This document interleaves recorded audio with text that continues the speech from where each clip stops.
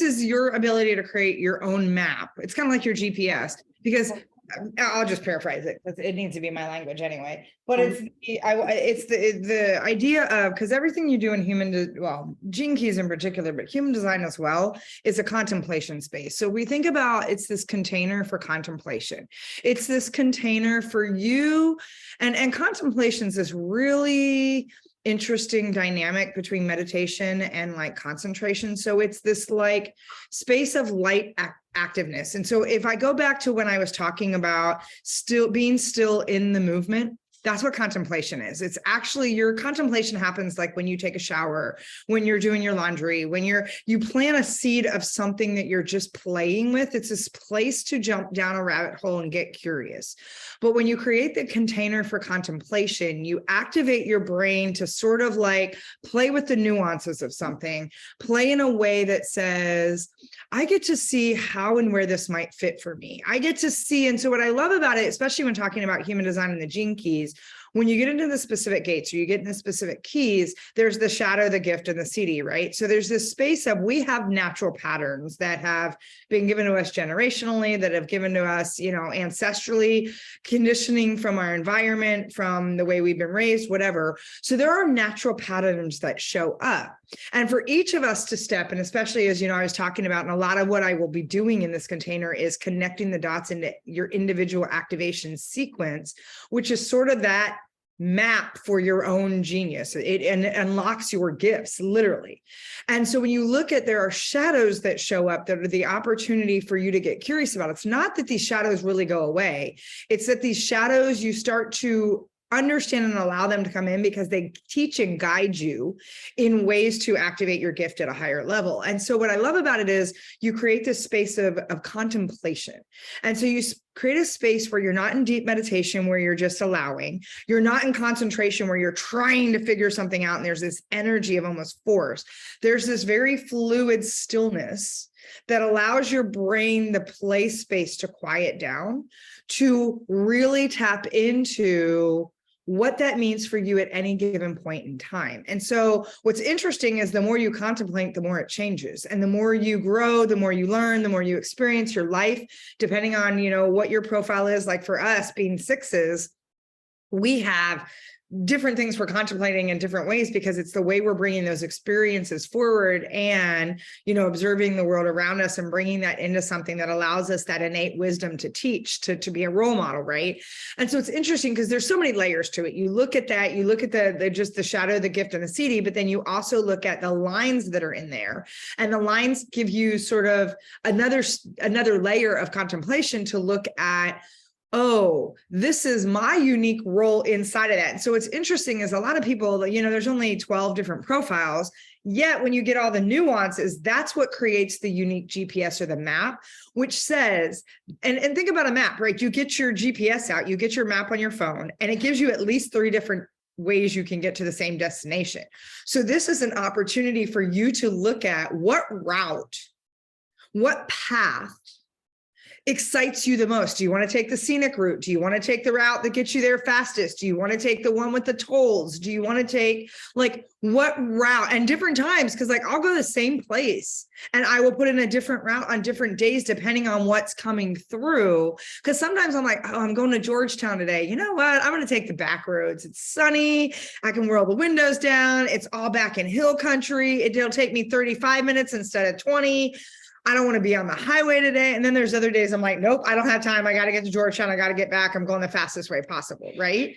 And so think about, because some of the opportunity is for us to realize that, and this is the biggest part of what we have the opportunity to learn, is it's not always about going fast. Sometimes we actually keep getting guided to slow down or stop, or put other destinations along the way. So when you think about this container of contemplation that we're creating, it allows you the space to get really clear on what you say you want, but it also maps out a lot of the why. It actually will help you connect some of your why, because your lines in your specific key, especially in your activation sequence, really give indications around, like for me, you and me being a 6, both of our conscious sun and our conscious earth are in a 6, which means we're here to be a teacher on the conscious sun. And then we're here on the other level to do education and surrender. So surrender is a really big theme, as we're learning or understanding our shadows, surrendering to that shadow that shows up in that conscious line.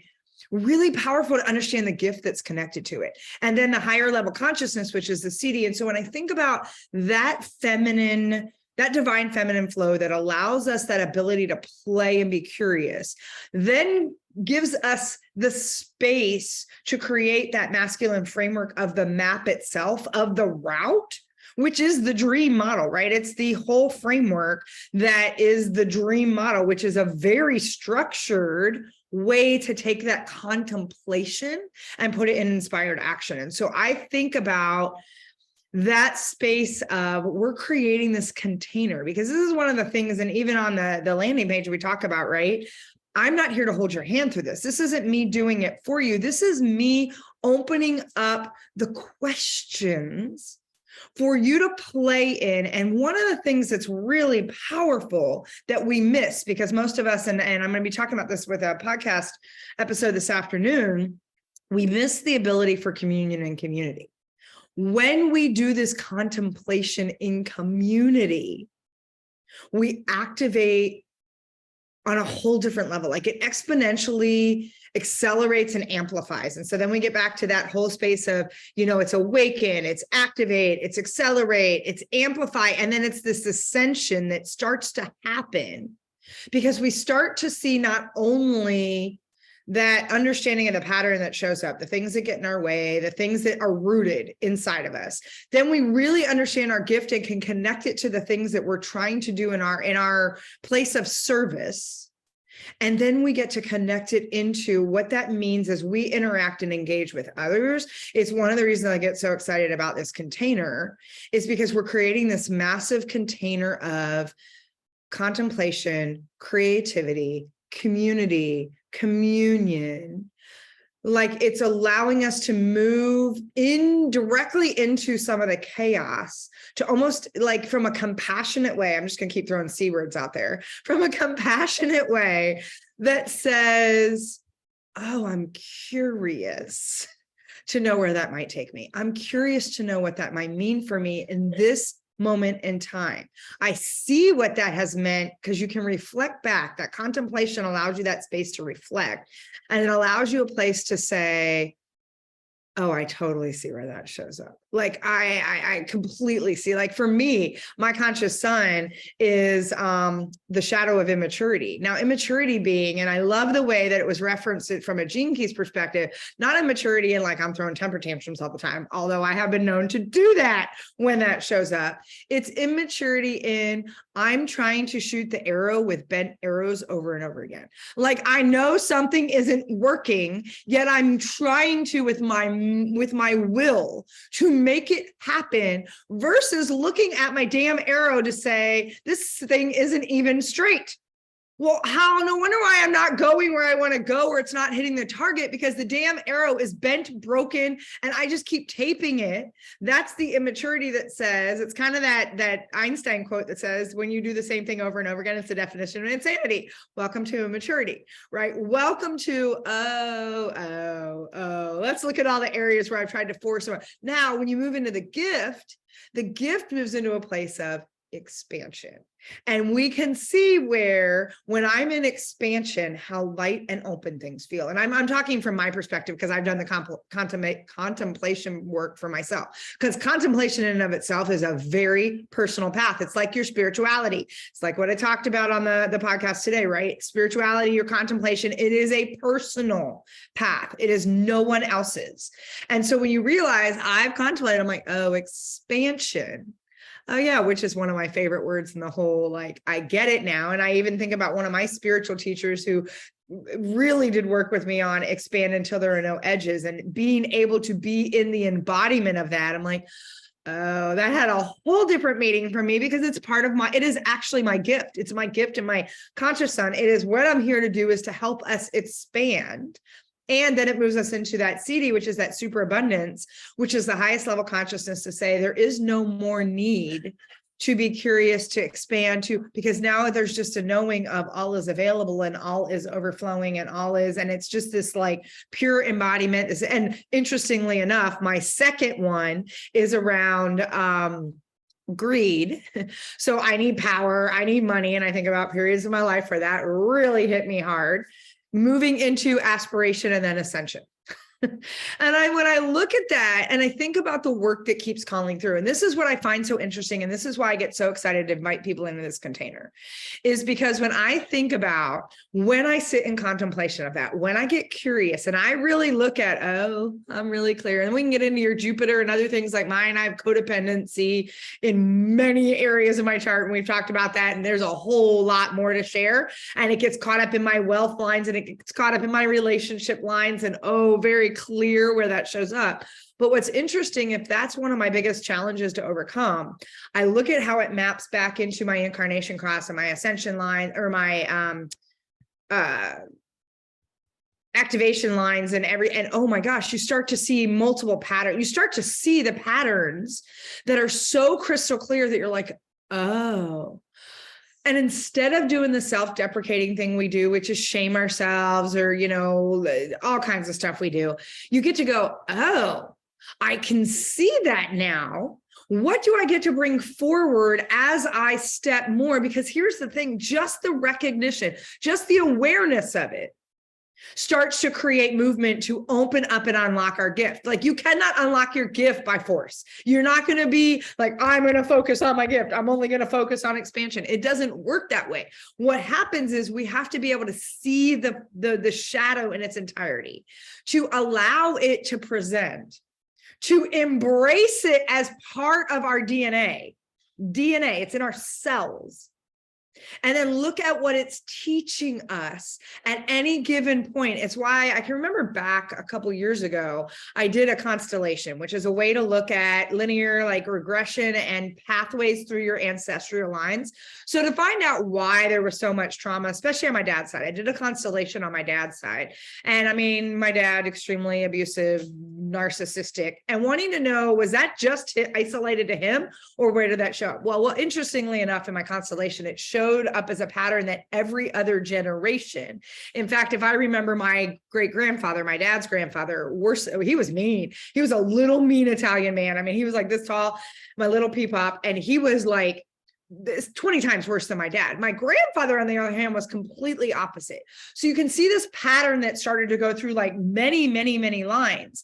And I remember having a realization, and this is that contemplation space, because I was very present, yet I was in sort of a slumbery. So that contemplation is kind of like that, kind of asleep, but not really, kind of awake, not really space. You're there, but you're not intently focusing on something, and you're present. So you're not in a meditation where it kind of like takes you out, right?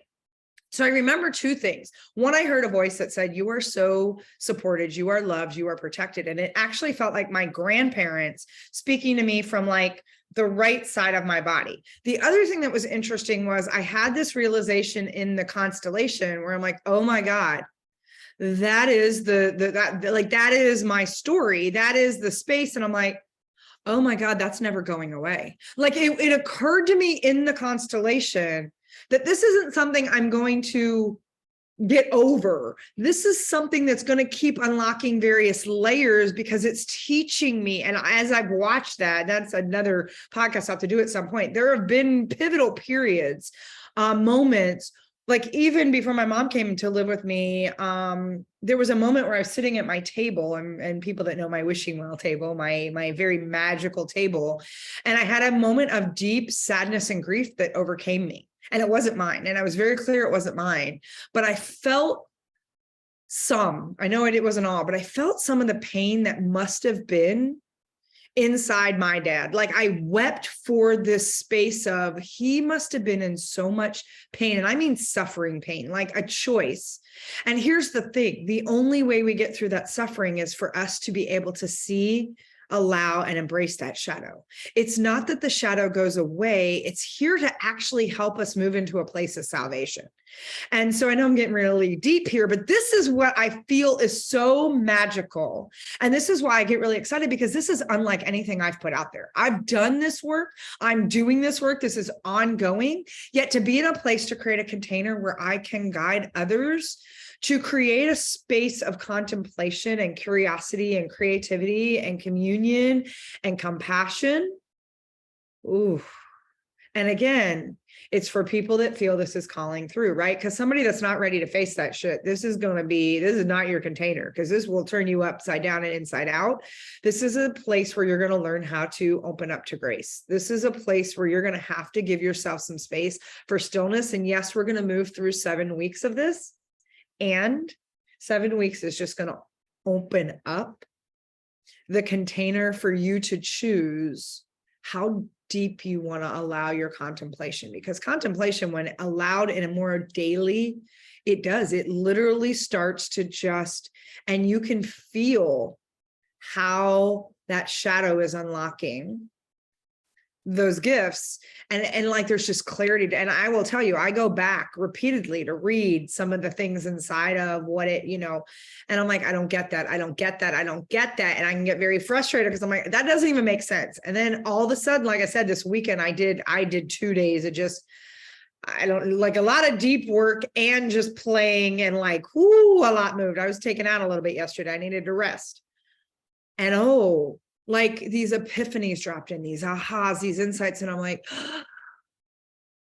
oh my God. And then I just got this like excitement and enthusiasm that poured through me that said, I cannot wait to open up a space to invite others into this container. Like, I cannot wait to do what is my gift, which is to teach, which is to guide, which is to bring the education and then create those spaces for deep surrender.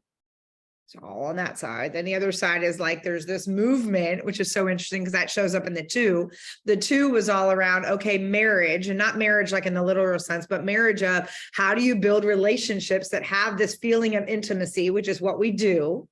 And then there's this line of, it needs to be fluid. It actually is in my spine, how I stand, how I'm moving. It's the stillness, it's that surrender, that stillness, that space in the movement, right? And so I don't know, all of that to say, that's what this container is all about. This container is that space for some very curious contemplation, for some very compassionate creativity, communion, community, allowing yourself to be challenged and just be with it. Like this isn't, and at the same time, letting the inspire action course through you as things show up. So this is the dance, right? You're not just contemplating to be like, oh, that's interesting. The contemplation moves you into inspired action to create the map that says, then right now, this is how I go forward. This is how I do my part with the universe, right? Because the universe isn't going to provide anything if you just sit on your ass and contemplate all the time. It's not going to do it. You got to show up and say, I'm willing to do my part. So this is then, how do you take that inspired action? And then that's the introduction of the dream framework, right? That's how do you get clear on your desires? How do you get clear on the rocks that you need to be focused on, those priorities, your essentials, the approach, and then your milestones. And even when you hear that, that has a very different meaning when we connect these two together, right? It's not just a cut and dry, my resolutions, here's my goals, here's how we're going to move this forward. It's not like that. It's to be gentle in that process and allow it to guide you versus you pushing. So that's the other interesting thing. It's kind of like, if you allow yourself, and I like I said, I can either decide which route I'm going to take, or I can intuitively let myself be guided. And it's a very different drive when I go somewhere. And so this is not about you finding the path. The path has always been there. The path is always there. You've gotten off the path. This is about letting the path call you back and guide you. And so if you're ready to do that, this is the container for you.